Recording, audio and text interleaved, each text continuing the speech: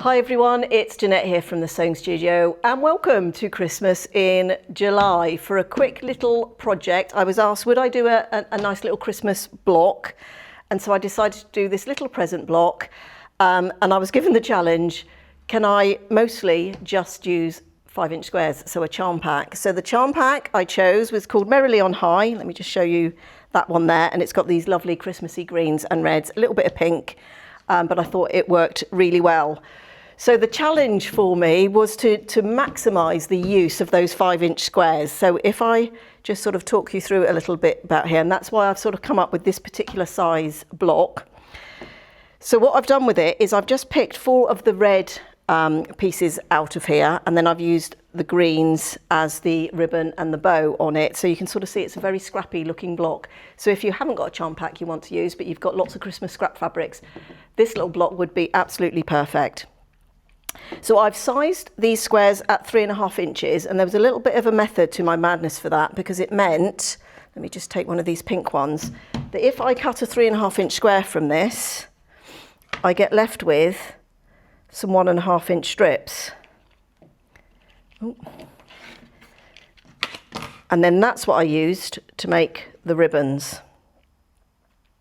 So if you can just sort of see there, that's my 3.5-inch square. Let me just put that under the close-up. That's my 3.5-inch square, and we get a little 1.5 by 3.5 bit off the side, and a little 1.5 by 5-inch square which comes off from the top. So utilising those, I can use those for the ribbons. So we're maximising the use of our charm squares. Now the other thing we need, let me just pull that one in, is some 2.5-inch squares for the tops of those bows. So I would take one of my, now I would use that as a ribbon, and where I'm using that as a ribbon, I'm going to take one of my charm squares and I'm just going to cut it into some 2.5-inch squares, and we're going to use those for the bows. So there we are. So from that charm square, I'm going to be able to get two sets of bows. We need 2 for each present. So it really uses up all those bits of fabrics from those 5-inch squares. So let me just pull down those. So that's the cuts you're going to need to make on these. Now I put them together in the sets, and this one here I've begun to do already. So that's my piece which I cut to do my 2.5-inch squares. Now these, if you have a look, these fabrics match these. So these were the offcuts from when I did that present block. So I'm going to use those in this particular block for my ribbons. I've also got this one, and I was looking at that thinking, why is it so long? Because I used the charm pack, and I was thinking, did I cheat and not use a charm pack? No, there's a seam there. So to get this long piece in, and if I hold this one here, you could probably just see if I point it out, there's a seam just there. So for this long strip, I just took the 2 pieces and sewed them together. So if I turn that over, you'll be able to see the seam on the back. There we are. Look, I did that sewing so well I couldn't even see the join. So that's going to be for our long bit of ribbon, and then I've chosen green for this block, so I'm going to do the reverse colour of that one. So then we can just begin to lay this out. So that's going to be my 4 pieces of my present. That's going to be my long strip, and then I can use these little short strips. Because it's already 3.5 inches by 1.5, it's absolutely cut to size. So all I need to do is trim that one down. So let's just trim that back to 3.5 inches. And that's all you get left from that. So just a little 1.5-inch square, which I'm going to keep. That'll either go for a hexagon or something that I'm using 1.5-inch squares for. So let's start by putting those together. Now I'm just going to sew it together in rows, so that's going to get attached there, and then that piece is going to get attached there. So we're going to do 1/4 inch on both of those, and then we're going to add that second square on both sides. So let's start by doing that.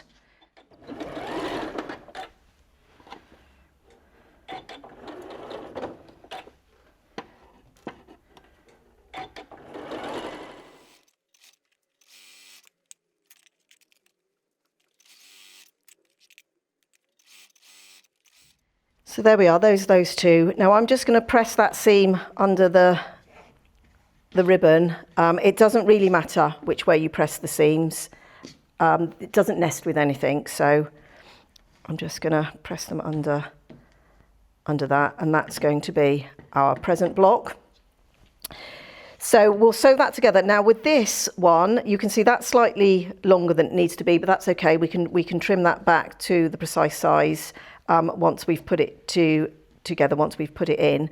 Now the trick with this is going to be to get these two pieces to line up. So I'll show you my tip for that. But before we do that, let's just start by sewing that one in. So I'm just going to pin that one. And you can see, like I say, you've just got sort of that little bit of excess. But I don't bother trimming it to size at this point, because otherwise, I mean, you've got to sort of trim it once, but I tend to put it in and then trim. You've got a little bit of wiggle room there. Let's see a pin. There we are.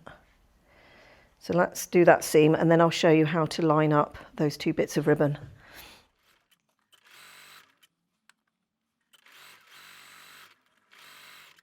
So before I open that up, I am just going to trim off that little bit, and I tend to do it now because it sort of stays a little bit straighter. So I'm just making sure that my ruler is running along that edge nice and parallel, and then we just take that little bit off. And I'm just going to finger press that in a minute. I'll take it all to the iron at the end and press it all. But I tend to just sort of finger press things so I can just keep working as I go. Right, so to now put this bit onto there, that bit onto there, whichever way you look at it. What I'm going to do is I'm going to take a pin, and I'm going to, back here, I'm just going to poke it straight down. I'm going to line up that edge with that edge. So I'm going to go straight down, and I'm going to find where that seam is there. So let me show you under the close-up. I've gone straight in where the stitches are, and then I'm going to put that pin straight down into the seam right there. So if you can sort of see, I'm going to poke the pin right through there, and that should line those two bits up. So they're aligned at the top, and now those two seams are lined up. So I'm going to put another pin there to help hold it, and I'm going to leave that pin there poked straight down. And if you go straight down, it just makes sure that everything lines up. But I'm going to do the same on the other side. So that makes sure that those two seams are sat on top of each other, and then I can pin my edges. And now I can take that to the machine and do my 1/4 inch again. I'm going to take that one out.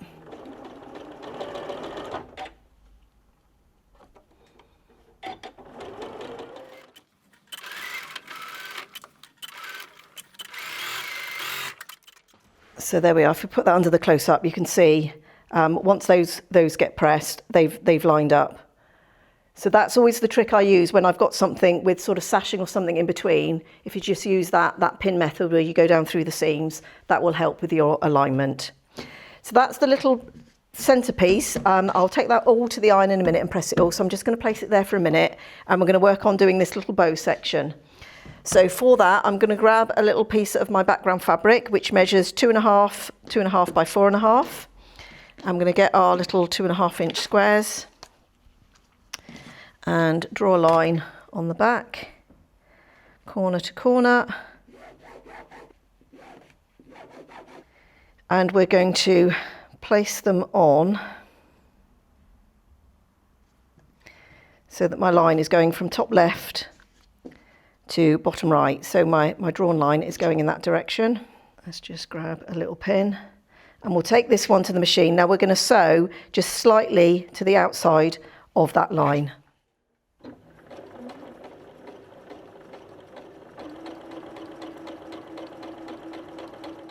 So let me just show you this first. So I'm still sort of touching that line, but it's just that outside edge. So what that means is when I fold that fabric back, that should now still meet that corner. And just sewing it just slightly to the outside, it just allows for that width of that thread and that fold. So I'm just going to press this, And then we're just going to take away those back 2 layers of fabric just to remove the bulk. And now we're ready to put our second square on.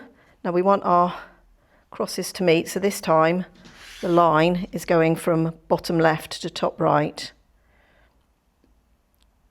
It's a little bit hard to see because I've used red on red fabric, and I think that ink's running out a little bit, but you should be able to just see it there. So there's our line going there, and once again we're just going to sew just to the slight outside, just touching the outside of that line.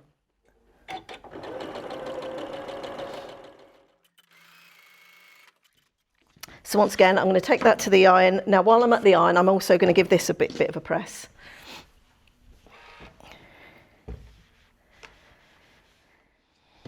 So there we are, and let's just trim away a little bit of excess fabric again here.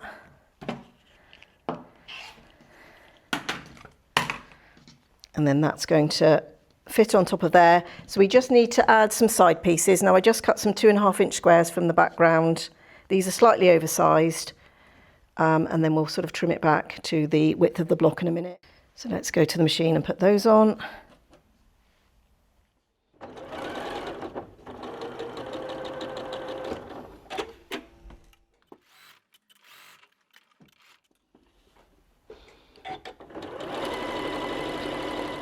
Let's just press those, and I'm going to press towards those 2.5 inch squares. So there we are, that's going to fit onto our block. Now you could either measure that and cut it down, but what I tend to do is look for the centre of that. Now that should be 1 inch wide. So that's going to be our 1/2 inch. So let me just put a pin there where the centre is. And then the centre of the block, which is right where that cross is. So we can just line the two up. It doesn't have to be precise. It's not an exact science. Now, if you like precision, you can be, but as long as it sort of looks central, you should be fine. It's more about making sure your whole sort of block is square rather than getting that exactly, but I tend to just find the centre and line it up, and then we're going to 1/4 inch all the way along there.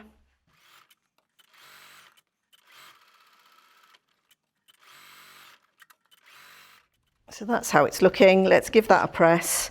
Now you'll find the seam will naturally want to go down towards sort of the present part of the block. There we are, and then we can just get a ruler. Now I'm going to do it with my long ruler because we want to keep everything straight. So let's move that out of the way. So I'm lining up my seam with a line on my ruler and then the edge of my block. And then we're just going to take off those little side pieces.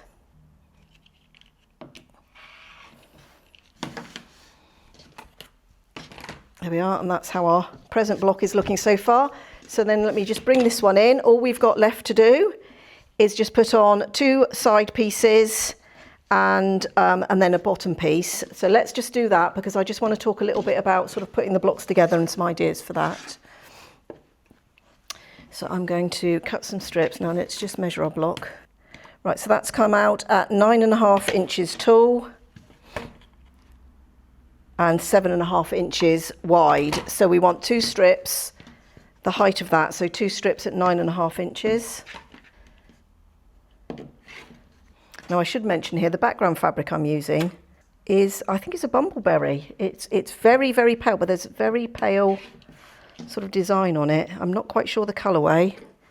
It was a fat quarter, I think, I think it was a fat quarter that we just had in our little sort of leftover fat quarter box here. And I just thought it went perfectly. It looks quite solid, but actually in real life there's a little bit of a pattern on it, but not overly patterned.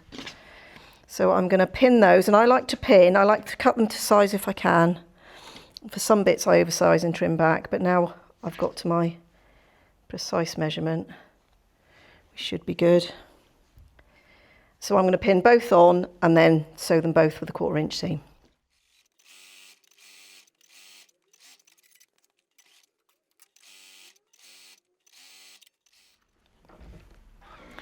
And then all we've got to do is put on the strip, and that one should be long enough. No, I will measure it again. 11.5.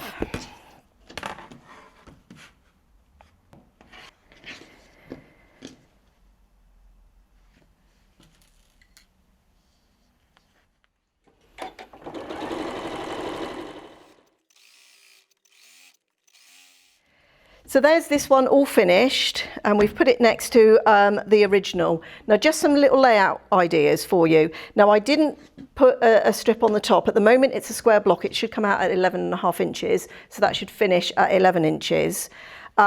Because it depends on how you're going to lay this out.